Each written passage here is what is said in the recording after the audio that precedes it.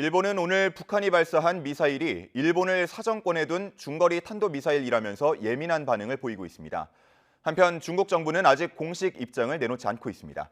베이징 특파원 연결해서 이 소식 알아보겠습니다. 강성웅 특파원. 네, 베이징입니다.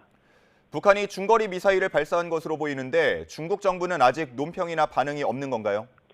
네, 그렇습니다. 중국 관영 매체인 신화통신이 우리 합참의 발표를 인용해서 북한의 탄도미사일 발사 소식을 속보로 보도했지만 중국 정부는 아직 반응이 없는 상태입니다.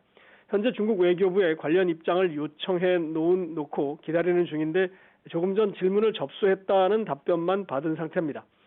그런데 지금까지 중국의 태도로 보면 관련국에 자제를 요청하거나 대화를 촉구하는 수준의 논평이 나올 가능성이 있습니다. 중국은 앞서 북한이 극초음속 미사일을 시험 발사했다고 했을 때를 포함해서 올해 들어 6번의 발사 때마다 거의 매번 같은 반응을 보였기 때문입니다.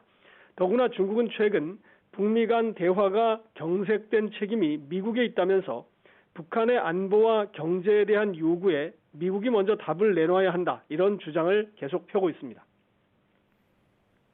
네, 이번에는 일본 반응도 보죠. 일본은 기시다 총리가 직접 나서서 국가안전보장회의를 주재했다고요.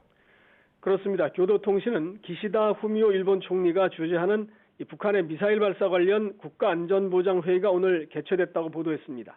앞서 마스노 히로카즈 관방장관도 임시 기자회견까지 열었습니다. 마스노 장관은 북한이 쏜 미사일의 최고 고도가 약 2,000km이고 약 30분 동안 800km 정도를 비행했다, 이렇게 말했습니다. 또 미사일이 동해상의 일본 EEZ, 즉 배타적 경제수역 바깥에 낙하한 것으로 추정된다고 덧붙였습니다.